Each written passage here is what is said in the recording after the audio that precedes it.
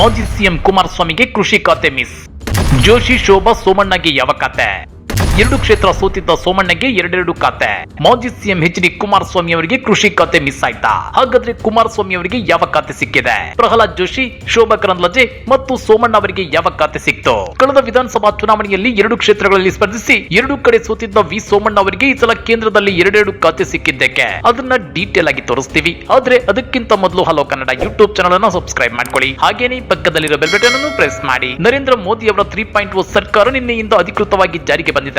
ಮೋದಿ ಜೊತೆಗೆ 72 ಮಂದಿ ಸಚಿವರು ಪ್ರಮಾಣ ವಚನ ಸ್ವೀಕರಿಸಿದ್ರು. ಕರ್ನಾಟಕದಿಂದ ನಿರ್ಮಲಾ ಸೀತಾರಾಮನ್ ಸೇರಿದಂತೆ 5 ಮೋದಿ ಸಂಪುಟದಲ್ಲಿದ್ದಾರೆ. ಇದೀಗ ಅವರಿಗೆ ಖಾತೆ ಹಂಚಿಕೆ ಮಾಡಲಾಗಿದ್ದು ಎಚ್ ಡಿ ಕುಮಾರಸ್ವಾಮಿಗೆ ಬಯಸಿದ ಖಾತೆ ಮಿಸ್ ಆಗಿದೆ. ಇದರಿಂದ ಎಚ್ ಡಿ ಕುಮಾರಸ್ವಾಮಿಗೆ ಭಾರಿ ನಿರಾಸೆಯಾಗಿದೆ. ಇನ್ನು ಕರ್ನಾಟಕದಿಂದ ಕ್ಯಾಬಿನೆಟ್ ಸಚಿವರಾಗಿರುವ ಪ್ರಹ್ಲಾದ್ ಜೋಶಿ, ನಿರ್ಮಲಾ ಸೀತಾರಾಮನ್, ರಾಜ್ಯ ಖಾತೆ ಸಚಿವರಾದ ಶೋಭಾ ಕರಂದ್ಲಾಜೆ, ವಿ ಸೋಮಣ್ಣ ಅವರಿಗೆ ಯಾವ ಖಾತೆ ನೀಡಲಾಗಿದೆ ಅನ್ನೋ ವಿಚಾರ ಇದೀಗ ಸಾಕಷ್ಟು ಕುತೂಹಲ ಕೆರಳಿಸುತ್ತಿದೆ. ಆ ಕುತೂಹಲಕ್ಕೂ ಇವತ್ತು ತೆರೆ ಬಿದ್ದಿದೆ. ಹೌದು ವೀಕ್ಷಕರೇ, ಕರ್ನಾಟಕದಿಂದ ರಾಜ್ಯಸಭೆಗೆ ಆಯ್ಕೆಯಾಗಿರುವ ನಿರ್ಮಲಾ ಸೀತಾರಾಮನ್, ಧಾರವಾಡದ ಪ್ರಹ್ಲಾದ್ ಜೋಶಿ, ಮಂಡ್ಯದ ಎಚ್ ಡಿ ಕುಮಾರಸ್ವಾಮಿ ಅವರಿಗೆ ಕ್ಯಾಬಿನೆಟ್ ದರ್ಜೆ ಸಚಿವ ಸ್ಥಾನ ಸಿಕ್ಕಿದ್ರೆ, ಬೆಂಗಳೂರು ಉತ್ತರ ಕ್ಷೇತ್ರದ ಶೋಭಾ ಕರಂದ್ಲಾಜೆ ಹಾಗೂ ತುಮಕೂರು ಕ್ಷೇತ್ರದ ವಿ ಸೋಮಣ್ಣ ಅವರಿಗೆ ರಾಜ್ಯ ಖಾತೆ ಸಚಿವ ಸ್ಥಾನ ಸಿಕ್ಕಿದೆ. ಕುಮಾರಸ್ವಾಮಿ ಅಂದುಕೊಂಡಂತೆ ಕೇಂದ್ರದ ಸಚಿವರಾಗಿದ್ದಾರೆ. ಆದ್ರೆ ಅವರು ಅಂದುಕೊಂಡಂತೆ ಅವರಿಗೆ ಕೃಷಿ ಖಾತೆ ಸಿಕ್ಕಿಲ್ಲ. ಬದಲಿಗೆ ಉಕ್ಕು ಮತ್ತು ಬೃಹತ್ ಕೈಗಾರಿಕೆ ಖಾತೆ ನೀಡಲಾಗಿದೆ.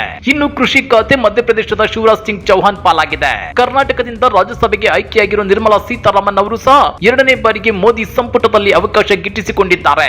ಈ ಬಾರಿಯೂ ಸಹ ಅವರಿಗೆ ಹಣಕಾಸು ಖಾತೆ ನೀಡಲಾಗಿದೆ. ಕಳೆದ ಬಾರಿಯ ಸರ್ಕಾರದಲ್ಲೂ ನಿರ್ಮಲಾ ಸೀತಾರಾಮನ್ ಅವರು ಹಣಕಾಸು ಇಲಾಖೆ ಖಾತೆ ಸಚಿವರಾಗಿದ್ರು ಅನ್ನೋದು ನಿಜಕ್ಕೂ ವಿಶೇಷ.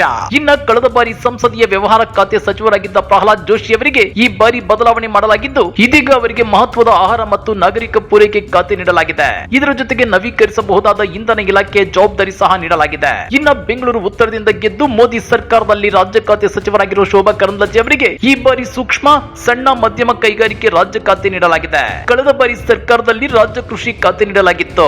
ಅದೇ ರೀತಿ ವಿ ಸೋಮಣ್ಣ ಅವರಿಗೆ ಜಲಶಕ್ತಿ ರಾಜ್ಯ ಖಾತೆ ಮತ್ತು ರೈಲ್ವೆ ಸಚಿವಾಲಯದ ರಾಜ್ಯ ಖಾತೆ ನೀಡಲಾಗಿದೆ. ಆ ಮೂಲಕ ಸೋಮಣ್ಣ ಅವರಿಗೆ 2 ರಾಜ್ಯ ಖಾತೆ ನೀಡಿರುವುದು ನಿಜಕ್ಕೂ ವಿಶೇಷ. ಅದೇನೇ ಇದ್ರೂ ಕರ್ನಾಟಕದ 5 ಸಂಸದರಿಗೆ ಕೇಂದ್ರದಲ್ಲಿ ಸಚಿವ ಸ್ಥಾನ ಸಿಕ್ಕಿದೆ.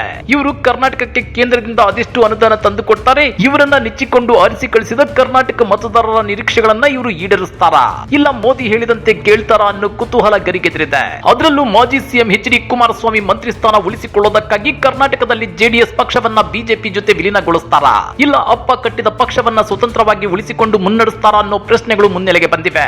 ಈ ಬಗ್ಗೆ ನೀವೇನಂತೀರಾ? ಕಮೆಂಟ್ ಮಾಡಿ, ವಿಡಿಯೋ ಲೈಕ್ ಮಾಡಿ, ಶೇರ್ ಮಾಡಿ. ಇಂಥ ಮತ್ತಷ್ಟು ರೋಚಕ ರಾಜಕೀಯ ಸುದ್ದಿಗಳನ್ನ ಮಿಸ್ ಮಾಡದೆ ನೋಡಬೇಕು ಅಂದ್ರೆ ಹಲೋ ಕನ್ನಡ ಯೂಟ್ಯೂಬ್ ಚಾನಲ್ ಅನ್ನ ಸಬ್ಸ್ಕ್ರೈಬ್ ಮಾಡ್ಕೊಳ್ಳಿ.